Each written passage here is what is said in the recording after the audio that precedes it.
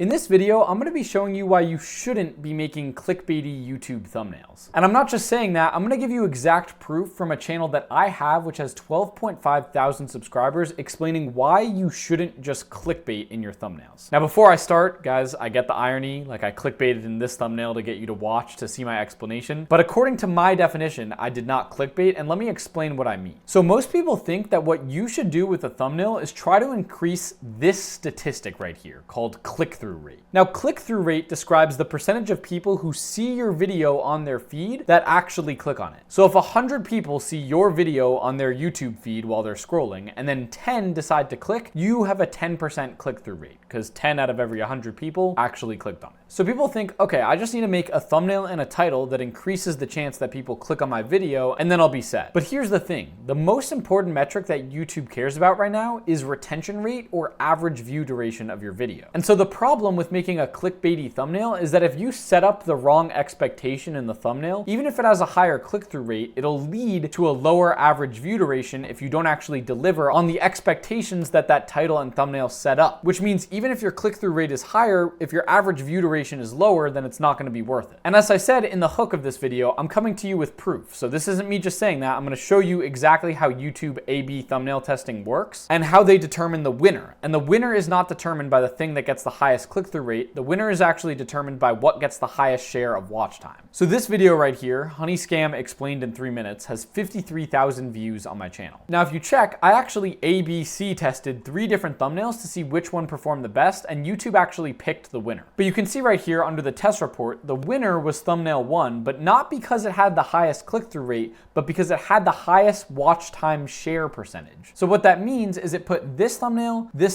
and this thumbnail, it pushed all of those out to the same amount of people equally, and then it asked how much of the total watch time that all 3 of these had was accounted for by each thumbnail. This is called watch time share, and it is not click-through rate, okay? It's click-through rate times average view duration. This equation right here equals watch time share, and what people don't realize is that the thumbnail and the title that you put on your video affects the average view duration, because a person who's gonna be clicking on that specific thumbnail and title. But let me explain this by starting with a ridiculously extreme absurd example, and then going into a more nuanced example that shows how to maximize watch time share without just making a complete clickbaity thumbnail. So let's say I made the best video on earth about cooking, but I know that cooking doesn't really get that high of a click-through rate. If you change the title to something like how to make $1 million, more people might click through. But then if the video is just going to be about making a steak or cooking, people who clicked on this video are not getting the expectation that you set up in the thumbnail and title. So the average view duration on this video is going to be extremely low, which means that even though your video is really good, and even though you made a thumbnail that increase the click-through rate, it's going to hurt how well your video does, because the expectations that are set up by the thumbnail and title don't match what's in the video, which is going to plummet your average view duration, because people who actually clicked on this title did not get what they expected, and so they just leave, and that's going to stop pushing you in the algorithm. But let's look at a more nuanced example of this with the actual title to this video. So let's say instead of titling this video the title that it currently has, this video was titled How to Make Good Thumbnails. Now, it's possible that this will get a higher click-through rate than my past title, but it will lead to a lower average view duration. Because if I make a video titled How to Make Good Thumbnails, that's going to set up an expectation to the viewer. And the expectation is going to be, okay, he's probably going to give me general advice on making good thumbnails. He might give me some Photoshop tips on how to design it well, but he's probably not going to get into the nitty-gritty of what a clickbaity thumbnail means and when you should use a clickbaity thumbnail versus when you shouldn't, blah, blah, blah. But with the title that I'm actually going to use for this video, which is going to be something like why you shouldn't make clickbait thumbnails on YouTube, it very accurately sets up the expectation for the video. So I guarantee when you clicked on this, you actually are getting in this video right now what you clicked on this video for. I opened a curiosity gap by saying why you shouldn't make clickbaity thumbnails on YouTube, and then I'm giving you exactly that. I am only answering the question